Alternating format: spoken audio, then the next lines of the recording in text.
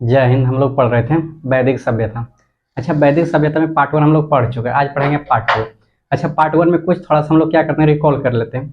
तो वैदिक सभ्यता जो था वो हम लोग पार्ट वन में पढ़े थे कि वैदिक सभ्यता हम लोग का प्राचीन सभ्यता मानते थे।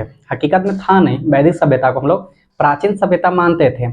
एक्चुअली में हुआ था क्या, क्योंकि जब सिंधु घाटी सभ्यता का खोज नहीं हुआ था तो हम लोग मानते थे कि वैदिक सभ्यता ही हम लोग का क्या है, प्राचीन सभ्यता है। क्योंकि हम लोग का जो इतिहास थोड़ा सा उल्टा है भी और उल्टा इसको देखा भी गया। क्योंकि पहले वैदिक सभ्यता को खोजा गया, बाद में क्या हुआ, सिंधु सभ्यता की खोज हुआ। तो जैसे सिंधु सभ्यता का खोज हुआ तो इतिहासकारों ने ये बताया, ये अनुमान लगाया कि नहीं, वैदिक सभ्यता हम लोग का प्राचीन सभ्यता नहीं, हम लोग का प्राचीन सभ्यता जो है वो सिंधु घाटी सभ्यता है। तो सिंधु घाटी सभ्यता का खोज हो गया तो सबसे प्राचीन सभ्यता जो था हम लोग का वो सिंधु घाटी सभ्यता था। अब वैदिक सभ्यता जो आया, अब देखिए हम लोग का जो इतिहास है, इतिहास उल्टा कैसे है, क्योंकि जो सबसे पहला सभ्यता था एक्चुअली में सिंधु घाटी सभ्यता। तो सिंधु घाटी सभ्यता शहरी सभ्यता था, उसके बाद में आया वैदिक सभ्यता। और वैदिक सभ्यता क्या है, ग्रामीण सभ्यता था। तो थोड़ा सा देखा जाए तो सभ्यता थोड़ा सा क्या वाला उल्टा क्रम में आ रहा है। तो चलिए हम लोग देखते हैं। तो वैदिक सभ्यता का पार्ट टू देखते हैं। तो जो भी पहले पार्ट वन को नहीं देखें वो जाके पार्ट टू को देखें, पार्ट वन को देखें उसके बाद पार्ट टू को देखिएगा, बेहतरीन समझ में आएगा। तो वैदिक सभ्यता हम लोग देखेंगे आज इनके राजनीतिक जीवन क्या था, जो उनकी राजनीतिक था, सामाजिक जीवन, धार्मिक जीवन, आज हम लोग उनके मतलब जीवन के बारे में देखेंगे। आखिर ये वैदिक सभ्यता जो थे, तो वैदिक सभ्यता का राजनीतिक जीवन क्या था, उनकी शासन व्यवस्था कैसा था, वो किन रूप में मतलब काम करते थे, किस पर आश्रित रहते थे, वो सभी हम लोग बारीकी से आज देखेंगे। तो वैदिक सभ्यता है, वैदिक सभ्यता में पहले देखेंगे राजनीतिक जीवन। अच्छा, राजनीतिक जीवन जो है इनका, वो राजनीतिक जीवन कबीलाई जीवन था। अच्छा, कबीलाई जीवन क्या होता है, कबीलाई जीवन था, कबीलाई का मतलब होता है, देखिए छोटा छोटा कबीला बना के रहता था। वही कबीला बना के, अब छोटा छोटा कबीला बना के रह रहा है। तो जैसे हम लोग का घर होता है, तो एक छोटा सा घर बनाते हैं, एक रूम में रहते हैं, एक रूम से जैसे जितना भाई होता है उसी तरह से रूम होता है, उसके बाद एक गार्जियन होता है। तो जैसे छोटा छोटा कबीला बना के रह रहे थे। अब पूरा कबीला को देख रेख करने के लिए कोई ना कोई क्या होना चाहिए, रहना चाहिए। तो कबीलाई जीवन था, इसका अर्थ होता है कि मतलब एक बड़ा समूह को जन कहते हैं। तो छोटा छोटा कबीला मिला के एक बड़ा समूह बनता था, जिसको हम लोग क्या कहते थे, जन कहते थे। और इसी को जन को कि पूरा कबीला को कि वहाँ के पूरा को देख रेख कौन करते थे, राजन करते थे। अच्छा, राजन जो करते थे, तो राजन का मतलब होता है राजा, होता है क्या, होता है राजा। अब इस जो राजा है, जो यहाँ पर राजन का जो शब्द उपयोग हुआ, ये राजा को हम लोग चंद्रगुप्त मौर्य जैसे राजा के बराबरी नहीं बता सकते, क्योंकि ये राजा वो थे जो सिर्फ मतलब देख रेख करते थे, ना इनके पास उतना सेना था, ना इनके पास उतना मतलब शक्ति था कि मतलब कई आदमी से अकेले लड़ सकते थे। खुद राजा को देख रेख करने के लिए कुछ हिस्सा में मतलब कुछ शासन व्यवस्था को क्या किया था, बांटा गया था। तो यहाँ का जो राजा था मतलब एक नाम का राजा था, मतलब कोई खास उतना ठोस निर्णय नहीं ले सकते थे, क्योंकि उस समय कृषि का भी उतना कोई खास मतलब अथी नहीं हुआ था, जो कि इनके पास खूब सारा ये अर्थव्यवस्था अच्छा हो, और जो कि पूरा समूह को ये इनकी पूरा क्षेत्र को ये अच्छा से देखभाल कर सके।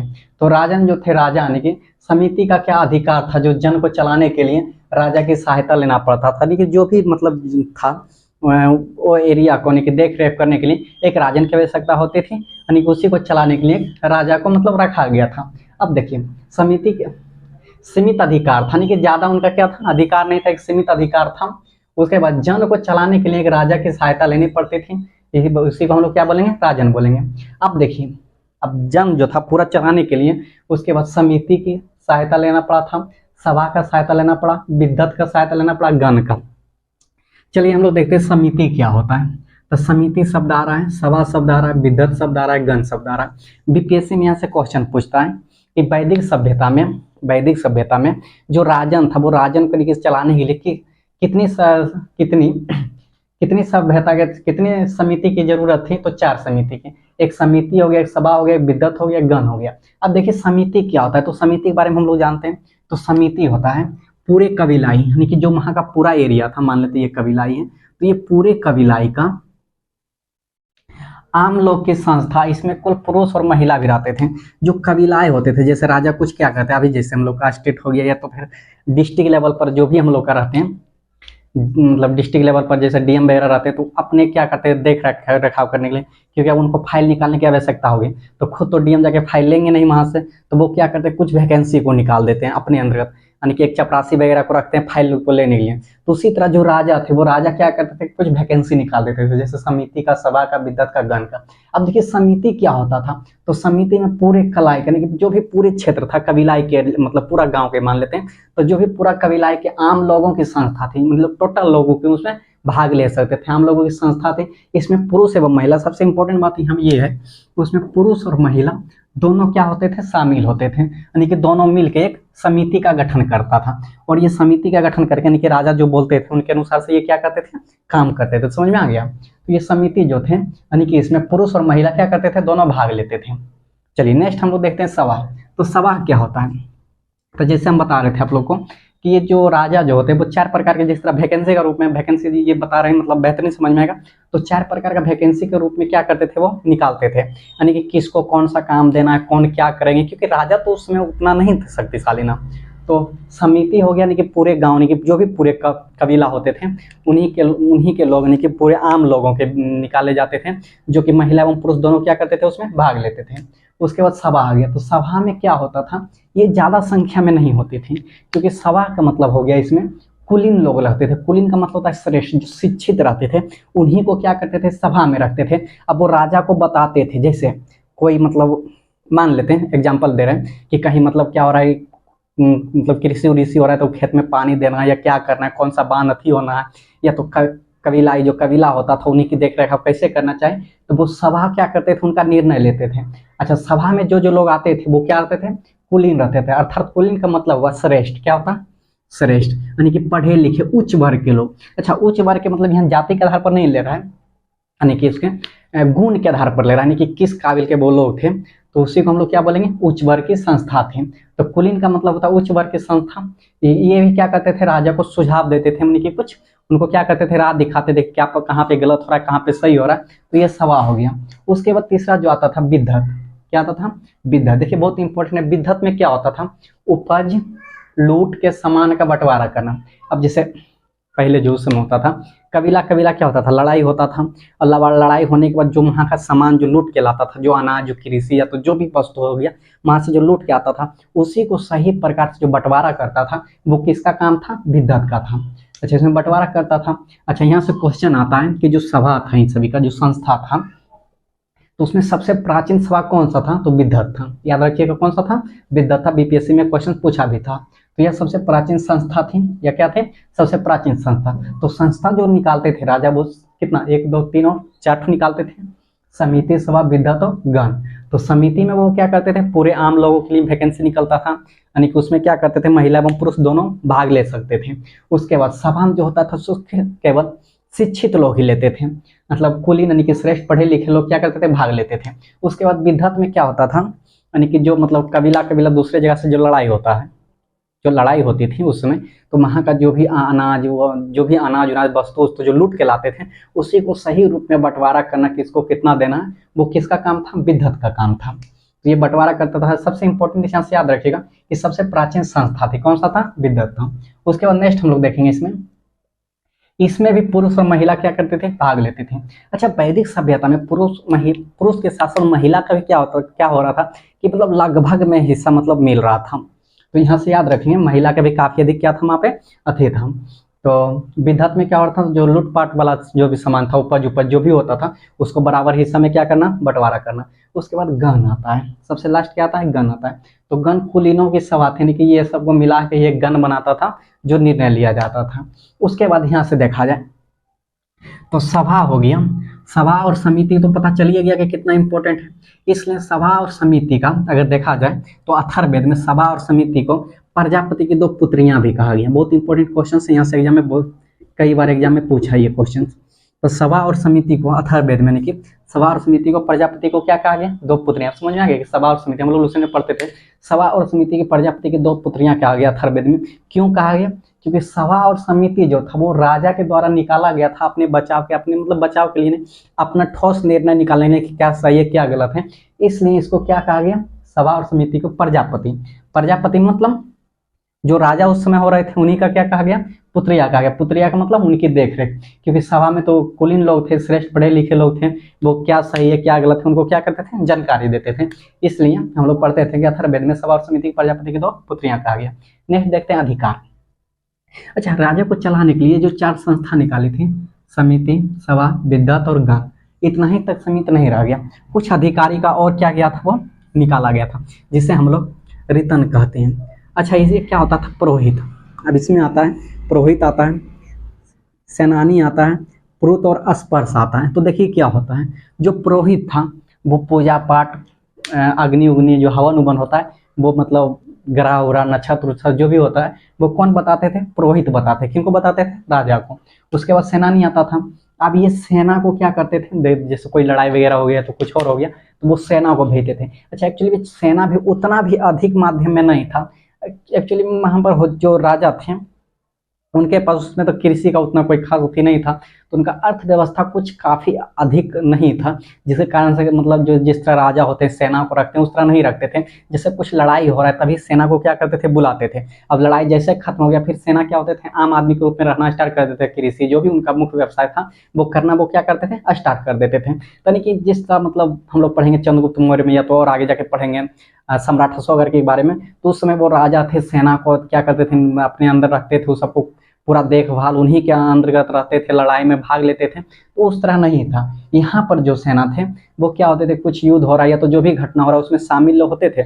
शामिल होने के बाद जैसे वो समाप्त हो जाते थे फिर वो सेना आम आदमी के रूप में रहना स्टार्ट करते थे। जो भी उनका व्यवसाय था वो क्या करते थे, करना शुरू कर देते थे। तो वही यहाँ पर सेना है। क्योंकि देखा जाए तो उतना जो राजतंत्र था उतना नहीं था, लेकिन हल्का हल्का यहीं से राजतंत्र का क्या हुआ था, स्टार्ट हो रहा था। उसके बाद सेना, उसके बाद पुरुष स्पर्श। देखिए हम लोग देखते हैं, फिर पूर्व मतलब होता है दुर्गपति। क्या होता है, दुर्गपति। स्पर्श मतलब होता है गुप्तचार कहलाते थे। स्पर्श जो है वो गुप्तचार कहलाते हैं। गुप्तचार मतलब जो गुप्त सूचना प्राप्त करते हैं। जैसे लोग रहते थे, अभी भी क्या है, दूसरे देश से जो गुप्त हम लोग को सूचना मिलता है उसी को उस समय क्या करते थे, गुप्तचार कहलाते थे। उसके बाद सेना नियमित नहीं था। सेना क्या था, नियमित नहीं था, कुछ ही सेना था। काम खत्म हो जाने के बाद वो क्या करते थे, आम आदमी के लोगों में रहना शुरू कर देते थे। उसके बाद बलि था, जो सबसे इंपॉर्टेंट है। बलि, बलि का मतलब होता है टैक्स। तो ये बलि जो है वो स्वेच्छा से दिया गया कर, स्वेच्छा से दिया गया कर मतलब जैसे कोई दबाव नहीं था कि इतना परसेंट टैक्स नहीं, इतना परसेंट जीएसटी या इतना परसेंट ये लागू कर दी, इतना परसेंट देना। जो उनके अनुसार होते थे, जो उनका उपज होता था, जो उनका मन होता था कि नहीं हमको इतना देना है, 2%, 4%, 5%, जो भी परसेंट था वो क्या करते थे, उतना ही देते थे अपने अनुसार। देखिए अपने अनुसार कोई भी वस्तु को देना उसी को क्या बोलेंगे, स्वेच्छानुसार बोलेंगे। तो स्वेच्छानुसार से कर को दिया जाता था, जिसको हम लोग क्या बोलेंगे, टैक्स बोलेंगे। तो कोई खास टैक्स बना हुआ नहीं था कि एक्चुअली में उतना तो अर्थव्यवस्था उस सबका था ही ठीक नहीं कि हम लोग इतना परसेंट टैक्स दे सकें या तो इतना उपज दे सकें। जैसे मान लेते हैं 20 किलो चावल हुआ है तो 20 किलो चावल में क्या होता था कि उसको 50% देना है तो 10 किलो दे, मतलब राजा ही ले लेते थे। तो उस तरह तो कुछ था ही नहीं। जैसे 20 किलो अगर हुआ भी कोई भी चीज़ मतलब कृषि में तो मतलब आधा किलो, 1 किलो, जो इच्छा हुआ या तो जो भी वो व्यवसाय था वो अपनी इच्छा के अनुसार से उसको देता था। उसी को हम लोग क्या बोलेंगे, स्वेच्छा बोलेंगे। अच्छा, न्यायाधिकार का उल्लेख नहीं है। न्यायाधिकार का उल्लेख नहीं है क्योंकि उसमें कुछ खास निर्णय लेने वाले नहीं थे, इसलिए इसका क्या है, उतना उल्लेख नहीं है। अच्छा, देन सबसे इंपॉर्टेंट जो होता है, यहाँ से क्वेश्चन कई एग्जाम में पूछता है, उपनिषद। जो उपनिषद की संख्या वो 108 है। कई बार एग्जाम में पूछा, बहुत बार एग्जाम में पूछा, ये प्रीवियस ईयर का भी क्वेश्चन है। तो उपनिषदों की कुल संख्या कितना है, 108 है। यह दार्शनिक ग्रंथों की सूची में मिलता है। कौन सा ग्रंथ की सूची में मिलता है, दार्शनिक ग्रंथों की सूची में मिलता है, इसको याद रखिएगा। उसके बाद नेक्स्ट है महापुराण का आता है। महापुराणों की संख्या कितना है, 18। ये भी कई बार एग्जाम में पूछा और सबसे ज्यादा एग्जाम में पूछा कि सबसे प्राचीन जो पुराण है उसका नाम है मत्स्य पुराण। उसका नाम क्या है, मत्स्य पुराण। याद रखिएगा, सबसे प्राचीन पुराण जो है उसका नाम क्या है, मत्स्य पुराण। उसके बाद वेदांग। वेदांग की संख्या कितना होता है, 6 होता है। देखिए कभी कभी संस्कार भी पूछता है, तो संस्कार कितना होता है, 16 प्रकार का होता है, याद रखिएगा। जैसे संस्कार जितना भी होता है संस्कार होता है, जन्म लेना भी संस्कार हुआ, शादी विवाह भी संस्कार हुआ, लास्ट सबसे अंतिम जो संस्कार होता है दाह संस्कार, जिसको हम लोग क्या बोलते हैं, मृत्यु जो हो जाता है उसको जलाया उलाया जाता है, उसी को क्या बोलते हैं, दाह संस्कार। तो सबसे अंतिम संस्कार क्या होता है, दाह संस्कार, जो कि हम लोग आगे पढ़ेंगे।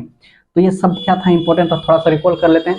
तो कबीलाई जीवन था। कबीलाई जीवन मतलब होता है कबीला बना के रहना, और उसी की देख रेख में एक राजन को मतलब देख रेख में एक राजा को मतलब चुना गया था, जो कि पूर्ण रूपेण राजा मतलब बहुत बड़ा राजा की उपाधि उसको नहीं दे सकते। अब वो राजा को सही निर्णय निकालने के लिए वो क्या करते थे, 4 गो मतलब संस्था निकालते थे, जैसे समिति हो गया, सभा हो गया, विदत हो गया, गण हो गया।